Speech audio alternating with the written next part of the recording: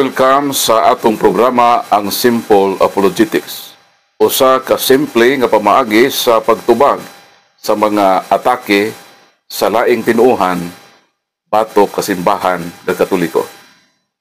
O atong episode karon sa atong Simple Apologetics mao ang pagtubag sa sayop nga lohika sa usa ka pastor sa Seventh-day Adventist Church nga dili daw inahan sa Dios ang mahal nga Birhen nga Maria. Atong paminaon ang iyang ipamulong. Si Maria dili inahan sa Dios. Usbon ko, unsa may but ipasabot, nag-anak si Maria og Dios, ang Dios nagsugod ni atong 4BC. Sa diyang gianak ni Maria si Kristo, dito nagsugod ang Dios. Remember, wa pa mataw si Maria, diha na ang Dios. So ang gianak ni Maria, dili ang Dios.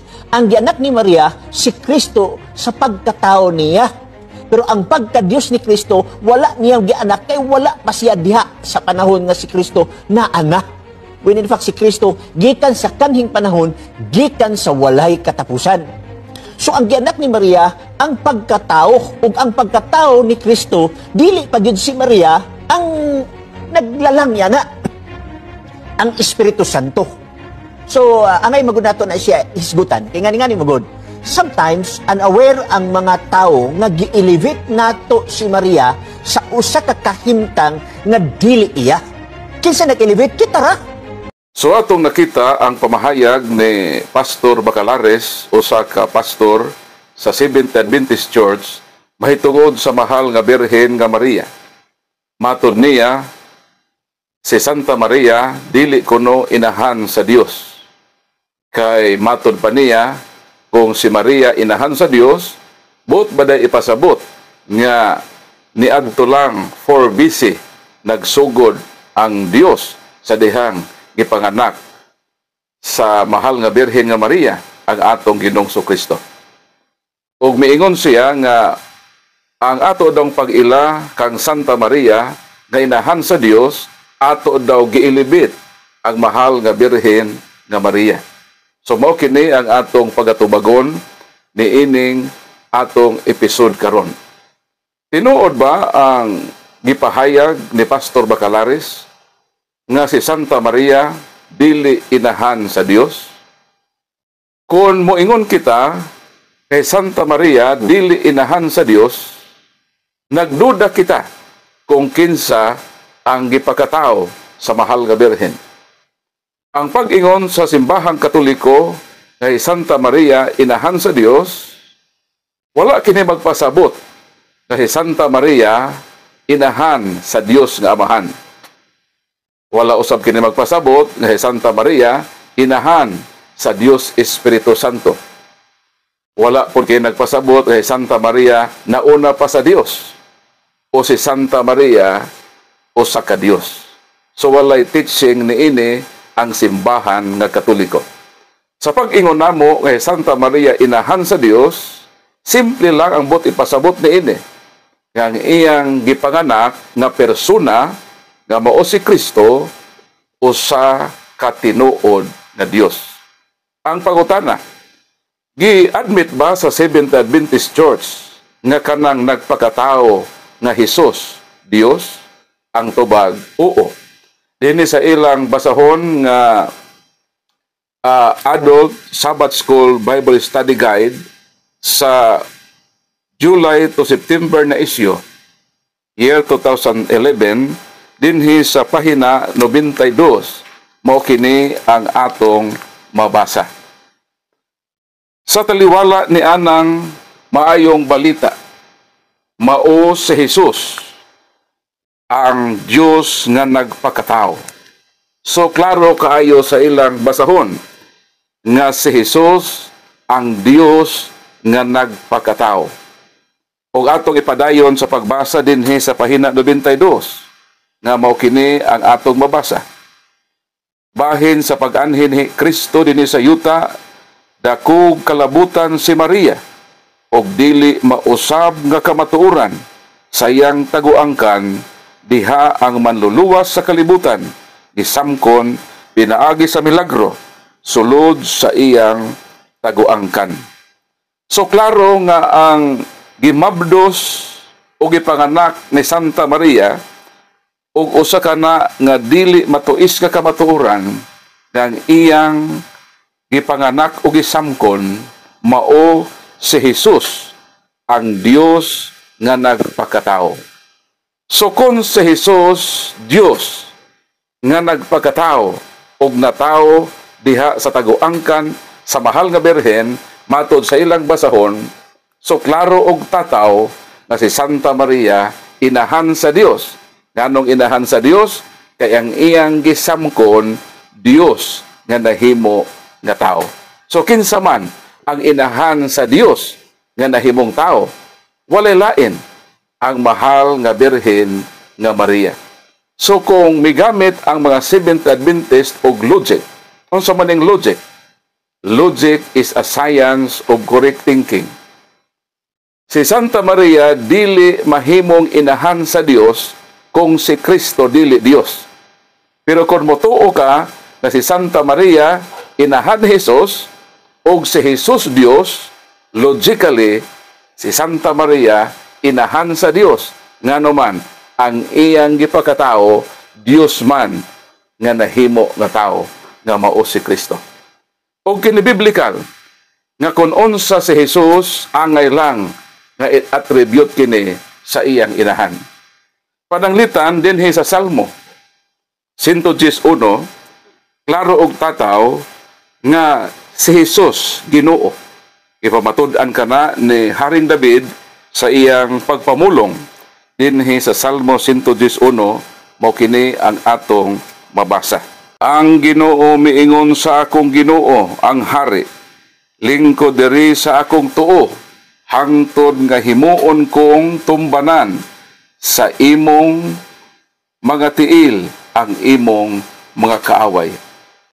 So dinhi sa atong nabasa sa Salmo 111, klaro nga si Haring David miila kang Kristo nga Ginoo. So kung si Kristo Ginoo, i-attribute sa mahal nga Birhen kung unsa si Kristo. Kung si Kristo Ginoo, si Santa Maria tawgon nga inahan sa Ginoo. O giproibahan kana sa usa ka babae nga puno sa Espiritu Santo, si Santa Elizabeth. Dinhi sa San Lucas 1:43 mao kini ang atong mabasa. Pagkadako sa akong kalipay nga ang inahan sa akong Ginoo miduaw kanako. So sanglit si Kristo Ginoo man, so haom og angay nga tawgon siyang inahan sa Ginoo. Although ang pagkaginoo ni Kristo wala na ipakatao sa mahal nga Birhen. Pero kung unsa ang persona, i-attribute kini ngadto sa iyang inahan.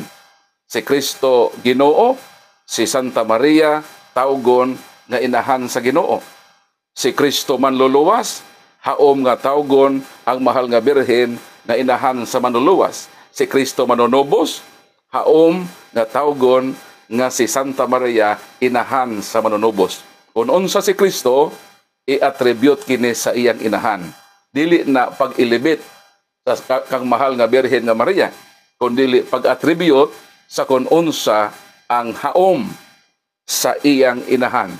Balikon ko, kung unsa ang persona, angay lang nga i-attribute kini ngadto sa iyang inahan. Pananglitan, si Pedro. Si Pedro, usa ka abogado. Ang iyang nanay nga si Rosita, haom ba nga taugong inahan sa abogado? Yes, kay si Pedro abogado man. Sayop, nga tawgon nimo nga si Rosita, nga nanay ni Pedro, inahan sa abogado, kung si Pedro dili abogado. Pero sanglit si Pedro abogado man, haom ug angay, sakto o logical, nga tawagon si Rosita nga iyang nanay nga inahan sa abogado. Si Pedro mikuhag laing kurso, nahimo kining doktor. So mahitabong unsa naman si Rosita. Si Rosita tawgon na usab nga inahan sa doktor. Although ang pagka-doktor dili na pwedeng ihimugso kay ma-acquired na pinaagi sa pag-eskwela medisina. Pero sanglit si Pedro nga anak ni Rosita, usa man ka doktor, so sakto nga tawgon si Rosita nga nanay ni Pedro nga inahan sa doktor. Si Pedro midagan og pagkamayor. Midaog pagkamayor. So ang pangutana, unsa naman si Rosita? Si Rosita matawag na usab nga inahan sa mayor.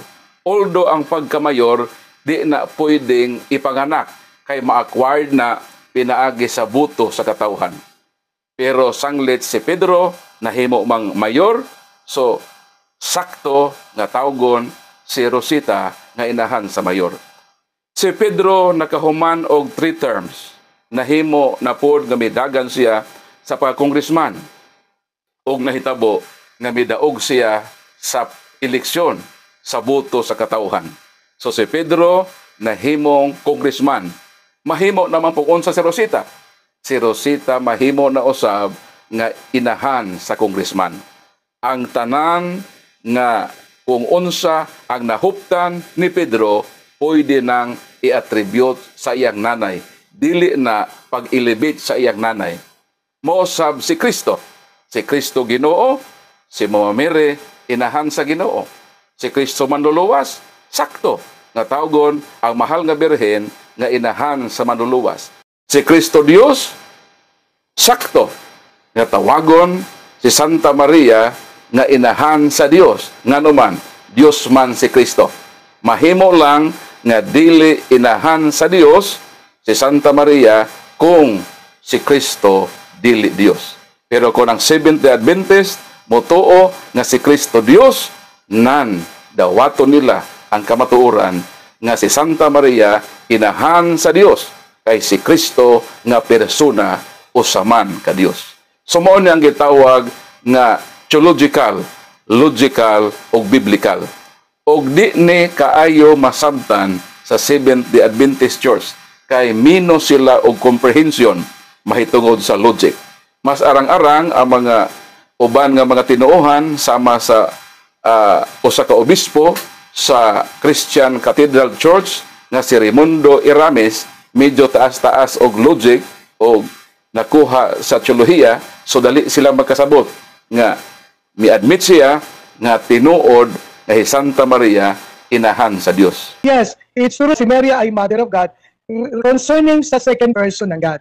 Yes, it's true si Maria ay Mother of God concerning sa second person ng God. Yes, it's true si Maria ay Mother of God concerning sa second person ng God. So balikon ko, wala manudlo ang Katoliko nga ang mahal nga birhen una pa sa Dios. Diha ng Dios, wala pa mahimugso ang mahal nga birhen. Dili siya inahan sa Dios nga Amahan, dili siya inahan sa Holy Spirit, inahan siya sa ikaduhang persona nga Dios nga nagpakatao, way lain kundili si Kristo. Si Kristo ba Dios? Dios. Si Maria ba inahan ni Kristo? Inahan. Kung si Santa Maria inahan ni Jesus, o kung si Jesus Dios, nan haom og sakto na tawgon si Santa Maria nga inahan sa Dios. Ug mao kini ang dili matuis ka kamatuoran bisan dili padawaton sa uban nga tinuohan, nagbarog ang kamatuoran nga unsa Santa Maria inahan sa Dios kay ang iyang gipanganak mao man si Jesus nga Dios nga nahimo nga tao. So daghang salamat sa inyong pagpaminaw og i-share kini nga kamatuoran ngadto sa uban aron usab sila makasabot niini sama ni Brother Jared Almasura nga na-convert sa simbahang Katoliko tungod sa iyang pagdawat sa kamatuoran sa among debate ay Santa Maria tinuod na inahan sa Dios nga si Jesus. Isa po sa nakalaban ko doon ay si Bro Paul Alima. Ang topic namin, patutunayan niya na si Maria ay ina ng Diyos sumala sa Biblia. Ngayon, ang yabang ko no, padre, talagang, ito, lalampasuhin ko to si Bro Paul Alima. Ayun, nung nakalaban ko yung tunay na simbahan, na-proof niya na ang ating mahal na ina ay tinatawag talaga na ina ng Diyos. Bakit? Unang-una, yung nasa sinapupunan niya, G5 ng Hebreo, yung katawang tao. At mababasa naman natin yon sa 1:14 ng 1, nagkatawang tao ang berbo. At sa loob ng katawang tao na yon, na nasa sinapupunan ni Maria, may pagka-Diyos doon. Basahin natin ang sulat ni Apostolo Pablo sa 2:9 ng Kolosas. Sapagkat sa kanya nananahan ang likas na kalagayan ng pagka-Diyos nang siya'y maging tao. Kailan ba naging tao si Kristo? Nung nasa sinapupunan na siya ni Maria, sabay ipinanganak ni Mary yun. Ibig sabihin, yung divine and human nature ni Kristo, sabay ipinanganak ni Maria. Ano ngayon ang ipinanganak ni Maria? 2:13 ng Tito Diyos. Ngayong si Maria, ang anak na ang Diyos, anong tawag sa kanya? Ina ng Diyos. At yan ang hindi ko natutunan kay Soriano at naliwanagan ako sa awat tulong ng Diyos at naanib sa tunay na iglesia, mga kapatid. At yon ang Iglesia Katolika Apostolika Romana o tinatawag na Catholic Church. God bless kanatong tanan.